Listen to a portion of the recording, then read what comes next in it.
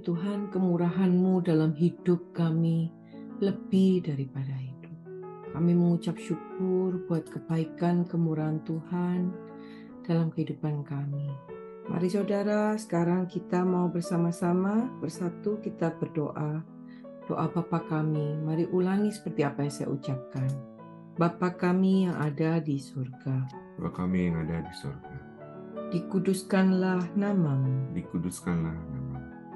Datanglah kerajaan-Mu. Datanglah kerajaan-Mu. Jadilah kehendak-Mu. Jadilah kehendak-Mu. Di bumi ini. Di bumi ini. Seperti di dalam surga. Seperti di dalam surga. Bapa yang baik. Bapa yang baik. Berikanlah kami pada hari ini. Berikanlah kami pada hari ini. Rezeki yang menjadi bagian kami. Rezeki yang menjadi bagian kami. Secukupnya. Secukupnya. Cukup untuk memberikan pinjaman kepada banyak bangsa. Sedangkan kami sendiri tidak punya pinjaman. Cukup untuk menjadi saksi Tuhan. Mulai dari Yerusalem. Yudea. Samaria. Sampai ke ujung-ujung bumi. Cukup untuk menjadikan semua bangsa murid Kristus. Membaptis mereka dalam nama Tuhan Yesus. Terima kasih Bapa. Untuk rezeki yang secukupnya. Dan ampunilah dosa-dosa kami. Ampunilah kesalahan kami. Seperti kami pun mengampuni orang-orang yang bersalah kepada kami. Dan jangan masukkan kami ini ke dalam pencobaan. Tetapi bebaskanlah kami dari segala yang jahat. Sebab Engkaulah yang mempunyai kerajaan, kuasa dan kemuliaan sampai selama-lamanya. Dalam nama Tuhan Yesus kami sudah berdoa. Amin. Mari Bapak Ibu sekalian, sekarang kita bersama-sama membacakan Mazmur 91 ini. Alkitab berkata, mati dan hidup dikuasai oleh lidah, siapa suka menggemakannya akan memakan buahnya. Dan iman timbul dari pendengaran akan firman Tuhan. Mari kita membacakan ini bersama-sama dalam hitungan ketiga. 1, 2, 3.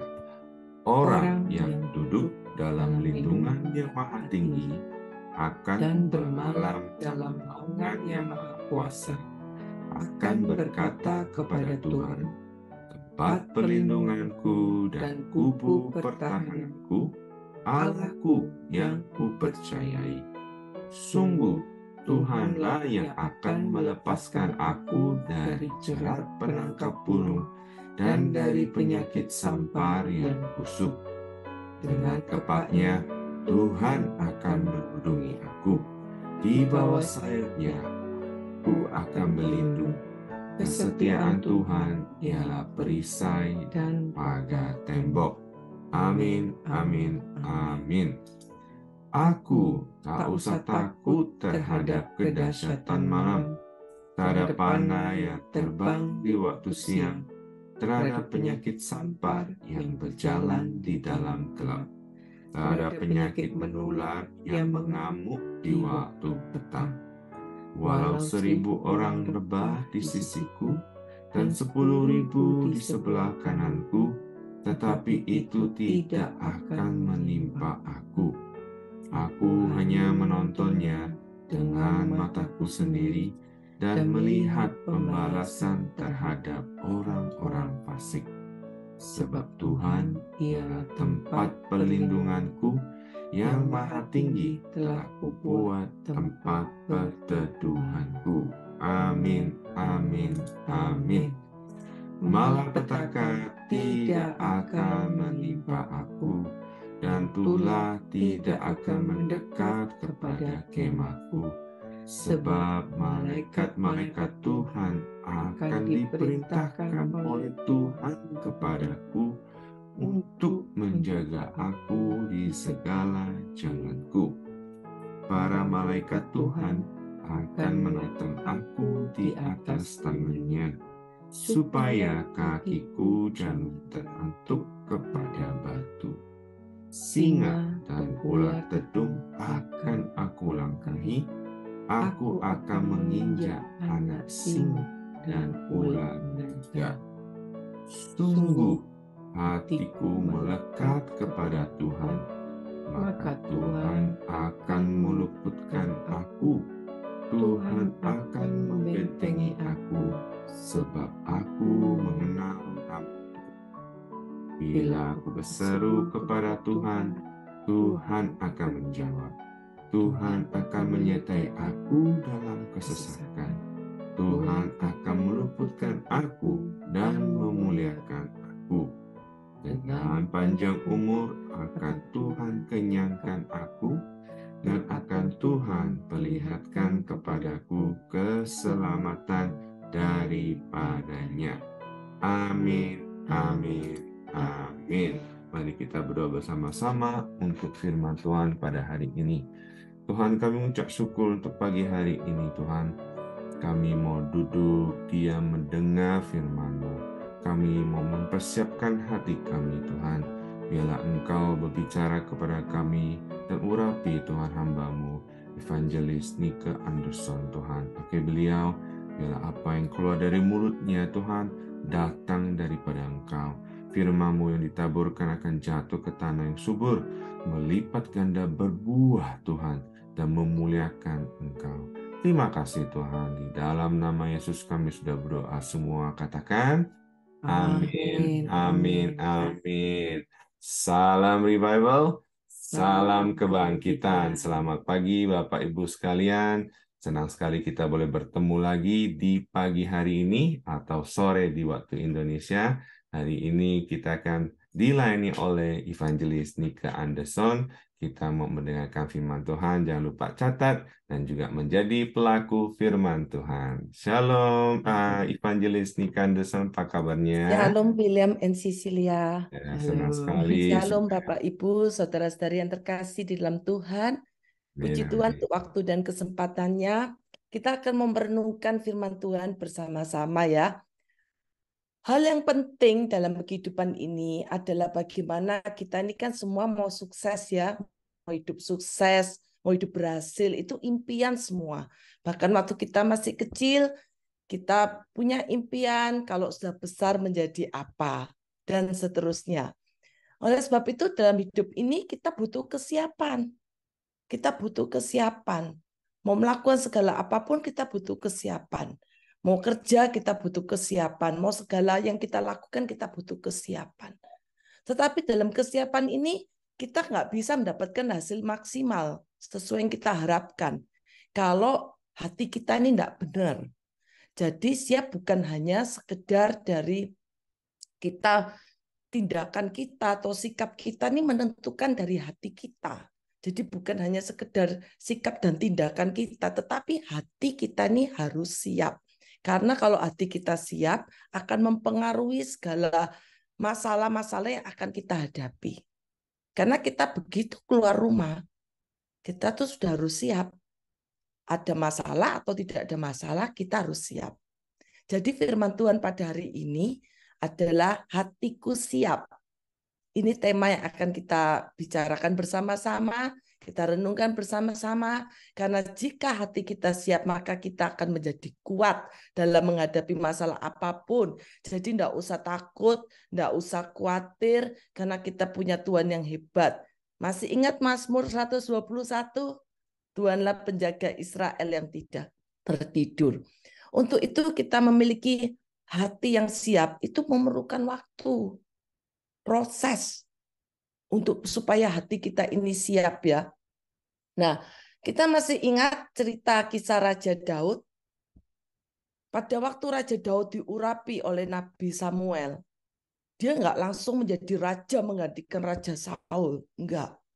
Karena Raja Saul masih hidup pada waktu masa itu. Sehingga waktu yang ada di mana sebelum dia menjadi raja menggantikan Raja Saul, Raja Daud ini diproses dengan begitu rupa. Dia mengalami proses yang begitu rupa. Salah satu contohnya, Raja Daud ini sampai mau dibunuh oleh Raja Saul. Waktu kita baca dalam 1 Samuel 19 ayat 6. Karena Raja Saul ini sangat membenci Raja Daud. Sampai dia berkata, Saul itu akhirnya mendengarkan perkataan Yonatan. Dan Saul bersumpah setelah dibujuk oleh Yonatan anaknya. Setelah dibujuk oleh Raja Saul, akhirnya Raja Saul bersumpah, demi Tuhan yang hidup, ia tidak akan dibunuh.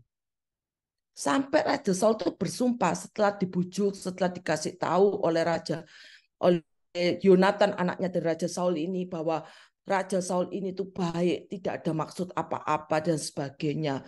Sudah merayu papanya. Sampai akhirnya Raja Saul ini bersumpah tidak akan dibunuh.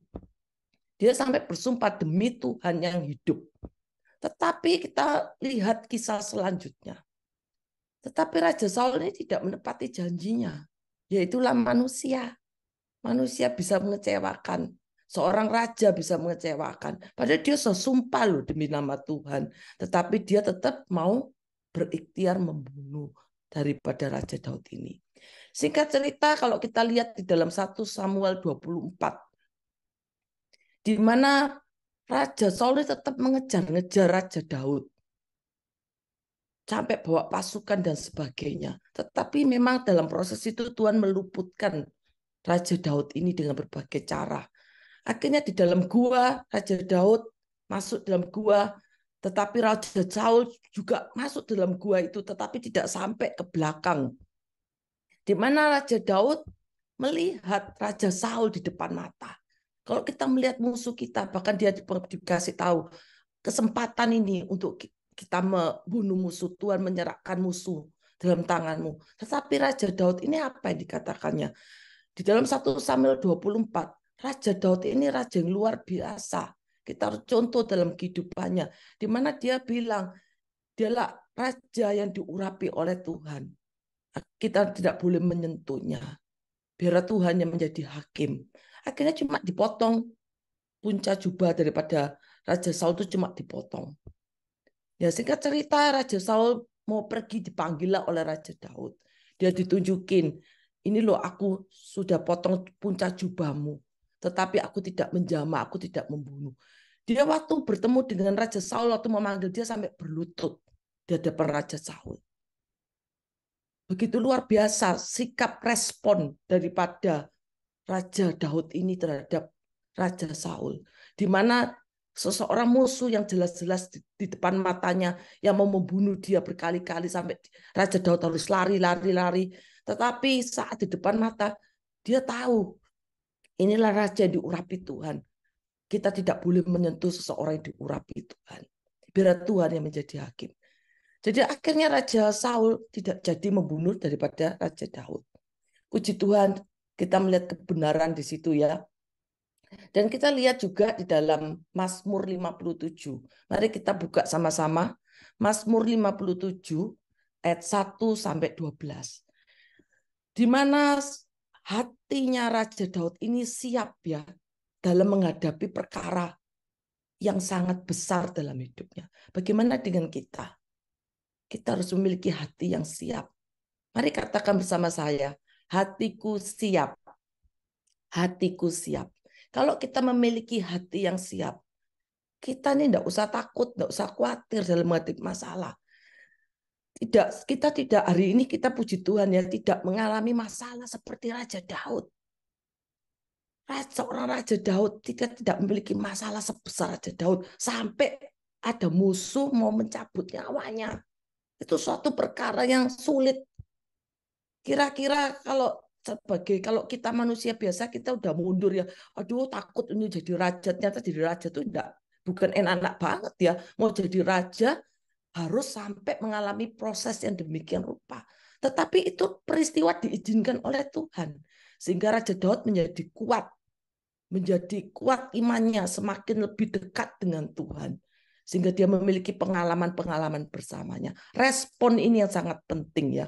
Dalam Mazmur 57 ayat 1-12 dikatakan, ayat 1, untuk pemimpin biduan, sampai dia menciptakan lagu, jangan memusnahkan. Sampai ia lari daripada Saul ke dalam gua. Dia berkata di ayat kedua, kasihanilah aku ya Allah, kasihanilah aku. Jadi dia mungkin berdoa di dalam gua dengan pengucapan syukur. Sebab kepadamulah jiwaku berlindung. Dalam naungan sayapmu aku akan berlindung sampai berlalu penghancuran itu. Jadi kita melihat Daud ini begitu depresi, mengalami tekanan yang berat. Sampai dia berkata, aku berseru kepada Allah yang Maha Tinggi, kepada Allah yang menyelesaikannya bagiku.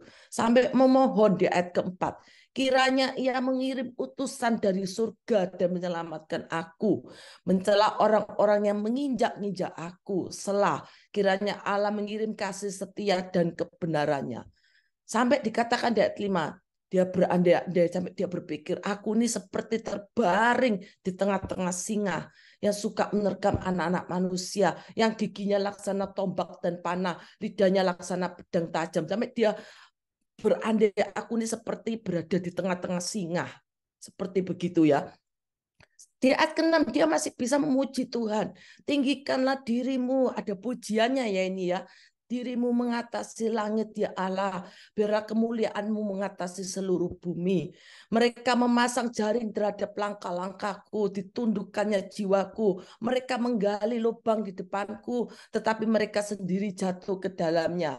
Ayat 8, luar biasa. Daud berkata, hatiku siap ya Allah, hatiku siap.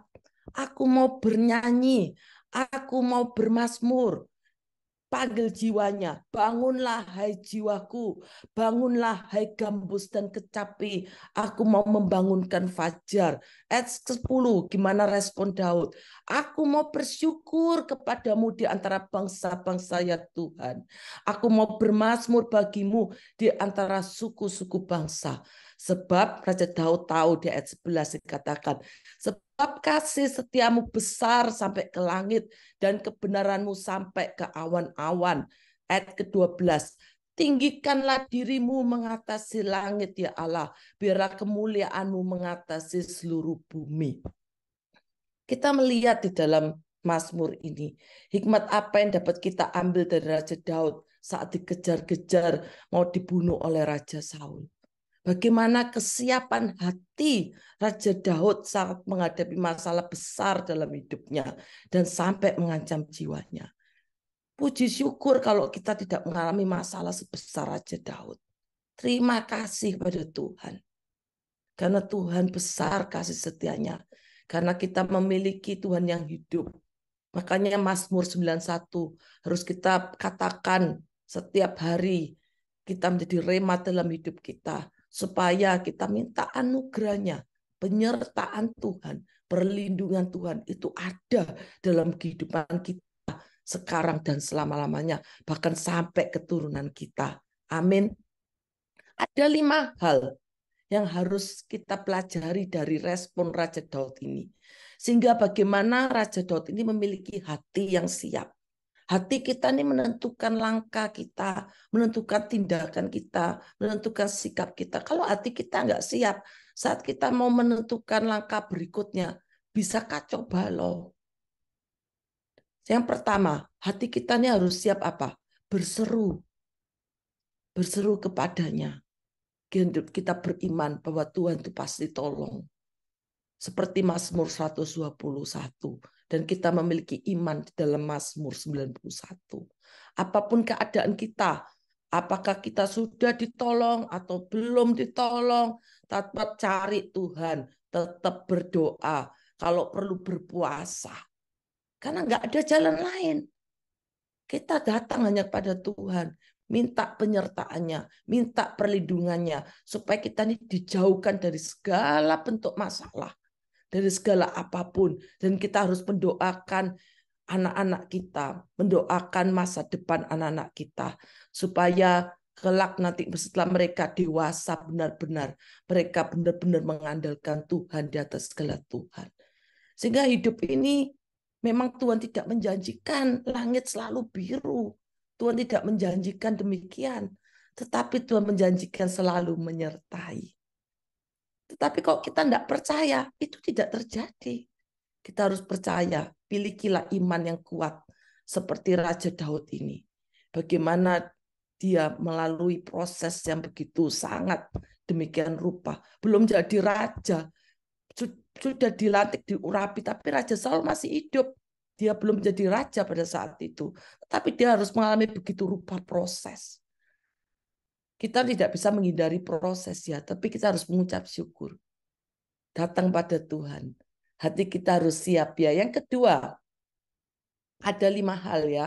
Yang kedua, hati kita ini harus siap untuk apa? Untuk memujinya. Memujinya dan menyembahnya dalam situasi apapun. Karena kalau memuji Tuhan, dalam setiap pujian itu ada kuasa. Dalam setiap pujian itu ada kemenangan. Kalau kita percaya, pujian itu kita imani, maka itu terjadi dalam kehidupan kita. Dimanapun kita berada, kita boleh memuji Tuhan. Di rumah, di mobil, yang lagi masak, kita mau apapun, mau jemput anak sekolah, nunggu, banyak waktu. 1 hari 24 jam. Kita harus sering memuji Tuhan. Karena memuji Tuhan itu ada kuasa. Saat kita sedih, tidak ada cara lain. Berdoa, memuji Tuhan. Maka kita akan mendapatkan kasih-Nya. Kita merasakan damai sejahtera. Kita merasakan bahwa Tuhan menjamah hidup kita. Kita merasakan kita tidak sendiri. Karena kita merasakan Tuhan hadir. Karena saat kita memuji Tuhan, kita mengundang hadirat Tuhan. 2-3 orang berkumpul, Tuhan hadir. Amin. Selanjutnya yang ketiga, hati kita ini harus siap untuk apa? Untuk kita ini dapat tenang. Jadi kalau kita dapat masalah, kita terus tenang. Hati kita ini dipersiapkan untuk tenang. Jangan kaget. Dapat masalah langsung stres, emosi. Sehingga kalau kita tidak tenang saat menghadapi masalah apapun, kita ini jadi salah mengambil keputusan. Bisa salah mengambil keputusan. Kalau sudah salah mengambil keputusan, nantinya kita menyesal. Kenapa ya kok begini? Tahu gitu ngambil yang begini ya. Selalu kita akhirnya menyesal. Atau kita menyalahkan Tuhan. Kenapa nggak Tuhan tolong? Dan kita nggak datang pada Tuhan. Kita nggak berseru kepadanya. Kita mau melakukan secara kekuatan kita. Sehingga kalau kita salah mengambil keputusan, kita mulai protes. Ya itulah manusia. Manusia diberikan free will oleh Tuhan. Tetapi kita harus berhikmat. Kita siapkan hati kita untuk kita tetap tenang. Tenang itu sangat perlu ya. Supaya kita bisa mengontrol. Kita nggak salah mengambil keputusan. Amin. Yang keempat. Hati kita ini harus siap dengan apa? Dengan kita selalu mengucap syukur. Ucap syukur. Kalau kita bisa mengucap syukur, kita bisa merasakan kedamaian. Kita bisa mengucap syukur dalam segala yang Tuhan sudah percayakan kepada kita. Dalam segala yang Tuhan sudah berikan kepada kita. Kita bisa mengucap syukur. Daud ini mengucap syukur kepada Tuhan. Dia nggak bersungut-sungut. Dia selalu mengucap syukur. Walaupun dia dikejar-kejar oleh Raja Saul, dia mengikuti proses demikian. Dia mengikuti prosesnya. Dan dia percaya, dia memiliki pengalaman bersama Tuhan. Karena di balik semua itu tergantung dari kita sendiri. Kita mau menang atau kita mau kalah. Itu tergantung dari kita sendiri. Kalau kita mau menang, kita harus melibatkan Tuhan senantiasa dalam hidup kita. Yaitu yang pertama tadi berseru datang kepada Tuhan. Yang kedua, jangan lupa memuji Tuhan. Yang ketiga, hati kita harus siap apa? Tenang. Yang keempat, mengucap syukur. Dan yang kelima, terakhir, hati kita ini harus siap apa? Menerima firman-Nya. Firman yang ditabur itu, kalau kita tidak merenungkannya, kita tidak sering membaca, maka sometimes kita bisa lupa. Saat kita menghadapi masalah, firman apa ya yang menguatkan? Bingung. Karena nggak pernah dengar firman, nggak pernah baca, atau nggak pernah diresapi. Atau banyak orang sekarang datang ke gereja, dengar firman, nanti begitu pulang ditanya, firmannya tentang apa? Tentang apa ya tadi ya firmannya? Lupa. Karena waktu di dalam gereja ngobrol sendiri, lihat handphone. Sehingga lupa firmannya bicara tentang apa. Jadi kalau firman ditabur, kita mendengarkan dengan sungguh-sungguh dan kita percaya firman itu yang menguatkan hidup kita. Amin. Puji Tuhan ya, kita semua pasti memiliki masalah yang berbeda, tetapi kita harus berespon benar supaya saat kita menghadapi masalah apapun, hasil dari masalah itu kita percaya mendatangkan kemenangan, mendatangkan sukacita.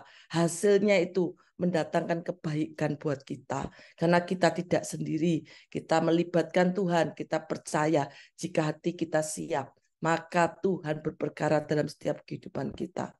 Amin. Firman Tuhan sampai di sini, mari kita berdoa bersama-sama. Terima kasih Tuhan untuk firman-Mu yang boleh menguatkan dari setiap hidup kami. Biar Tuhan kami memiliki hati yang siap.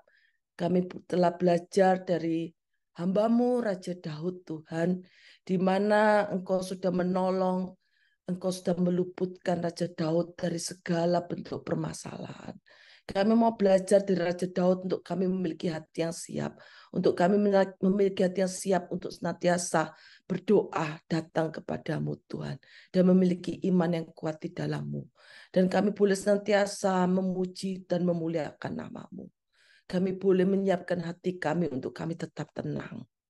Kami boleh mengucap syukur senantiasa. Terima kasih Tuhan. Juga kami boleh memiliki hati yang siap. Untuk kami senantiasa siap menerima firman-Mu. Dan kami merenungkan firman-Mu itu. Sehingga kami percaya setiap firman yang ditaburkan boleh menjadi kekuatan dalam hidup kami. Terima kasih Tuhan. Berkati kami semua Tuhan. Biar kami boleh hidup dalam penyertaan dan perlindungan-Mu sepanjang umur hidup kami. Karena Engkaulah Bapa yang setia. Dulu, sekarang, dan selamanya tidak pernah berubah. Terpujilah nama-Mu Bapa.